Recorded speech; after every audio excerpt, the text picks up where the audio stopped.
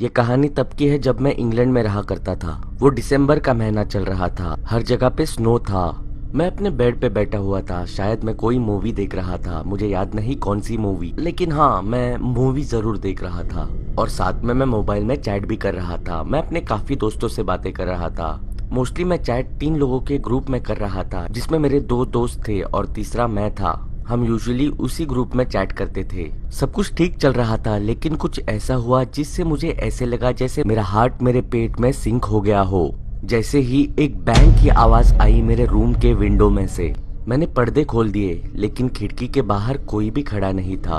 और तभी खिड़की पर से एक और आवाज आई, जबकि मैं खिड़की पे खड़ा था बाहर देखते हुए। तभी भी वो एक स्नोबॉल था। कोई मेरे खिड़की पे स्नोबॉल फेंक रहा था। मैं अपने बेड पे खड़े रह के खिड़की के बाहर देखने लगा फॉर द बेटर व्यू, लेकिन फिर भी मुझे कोई नहीं दिखा। तो मैंने अपने खिड़की को खोल दिया ताकि मैं चिल्ला के जो कोई भी है उसको वार्न कर सकूं। लेकिन जैसे ही मैं खिड़की के बाहर देख के चिल्लाया, मैंने एक हंसी की आवाज सुनी। वो किसी बच्चे की हंसी नहीं थी, वो एक ग्रोन इंसान की हंसी थी। मैं एक्सपेक्ट कर रहा था कोई मेरे उम्र के बच्चे की हंसी, लेकिन वो हंसी शायद कोई 20 साल से 70 साल के उम्र के बीच के इंसान की थी। मैंने खिड़की बंद कर दी और उस ग्रुप चैट में चैट करने लगा, ये कहते हुए कि मुझे पता है तुम में से ही कोई मेरे साथ मजाक कर रहा है। लेकिन कोई भी रिप्लाई नहीं आया, तो मैं काफी कॉन्फिडेंट हो गया कि इनमें से ही कोई मेरे साथ ये मजाक कर रहा है। मैंने खिड़की के पर्दे नहीं बंद किए थे, क्योंकि मुझे पता था जो कोई भी मेरे साथ मस्ती कर रहा है वो अभी खत्म नहीं हुआ है। एंड जस्ट लाइक दैट एक और स्नोबॉल मेरे विंडो पे हिट हुआ। मैं जल्दी से विंडो के पास आया टू कैच हिम, और वहाँ पे था वो स्नो में खड़ा हुआ, मुझे वेव करता हुआ। एंड टू माई सरप्राइज वो मेरा कोई दोस्त नहीं था, वो कोई इंसान था with black Binny and black coat, और उसने ग्लव्स भी पहने थे। और वो मेरी तरफ देख के हंस रहा था। वो मेरी विंडो की तरफ बढ़ने लगा। मैंने जल्दी से अपनी खिड़की बंद कर दी। मेरे दोनों भी दोस्तों ने अभी तक मैसेज कर दिया था, उन दोनों ने भी क्वेश्चन मार्क भेजा था। और तभी मेरे विंडो पे एक नॉक हुआ। मेरी विंडो शेक कर रही थी। वो इंसान विंडो को ऊपर लिफ्ट करने की कोशिश कर रहा था। फिर ऑल ऑफ अ सडन ये बंद हो गया। मैं कुछ देर के लिए रुका, फिर मैंने अपने कर्टन से विंडो के बाहर पिक किया। खिड़की के बाहर अब कोई भी नहीं था, तो मैं अपने मॉम डैड के पास चलने लगा, उन्हें ये सब जो कुछ भी हुआ है ये बताने के लिए। वो मेरे रूम में आए। मेरे पापा ने मुझ पे बिलीव भी किया उस स्नो में फुटप्रिंट्स देखकर, लेकिन उन्हें इस बात को लेकर पुलिस को बुलाना जरूरी नहीं लगा, क्योंकि उन्हें लगा जो कोई भी बाहर था उसने गिव अप कर दिया है और अभी पुलिस को बुलाकर कोई फायदा नहीं है।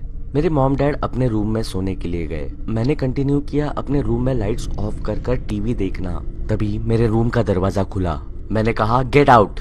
मैंने अज्यूम किया कि वो मेरा छोटा भाई था। दरवाजा बंद हो गया, तो मैंने सोचा शायद मेरे भाई ने मेरी बात मान ली। फिर मैं कुछ देर के लिए टीवी देखता रहा, और सडनली मेरे वुडन फ्लोर से क्लिक की आवाज आई।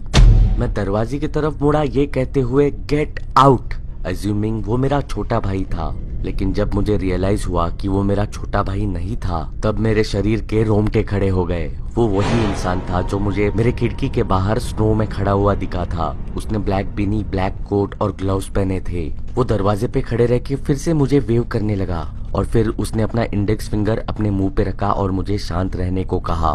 उसके बाद वो मेरी तरफ चलने लगा, और तभी मैं खड़ा हुआ अपने आप को डिफेंड करने के लिए। वो काफी तेजी से मेरी तरफ बढ़ रहा था। उसने इजीली मुझे ग्रैब किया और मुझे पीछे से पकड़ लिया। उसका हाथ मेरे मुंह पे था। उसके हाथ में एक वेट टॉवेल था। वो उस टॉवेल को मेरे नाक पे प्रेस कर रहा था। मैं कोशिश कर रहा था कि मैं उसके हाथों से छूट जाऊं और चिल्लाऊं, लेकिन मैं ये कर नहीं पाया। यही आखिरी चीज है मुझे याद है। उसके बाद हर जगह पे अंधेरा हो गया। मैं बेहोशी से उठा अपने लिविंग रूम में। मेरे सामने मेरे पेरेंट्स और पुलिस थी, और एक एम्बुलेंस भी आई थी। मेरे रूम से जो आवाजें आ रही थी वो मेरे डैड ने सुनी, और वो मेरे रूम में आ गए थे। मेरे डैड ने उस इंसान को मेरे ऊपर से हटाया और पकड़ लिया, लेकिन वो उसे ज्यादा समय के लिए नहीं पकड़ पाए। वो उनके हाथ से निकल गया। मुझे फिर हॉस्पिटल लाया गया। थैंकफुली मुझे कुछ भी नहीं हुआ था। पुलिस उस इंसान को पकड़ने में आज तक नाकामयाब रही है।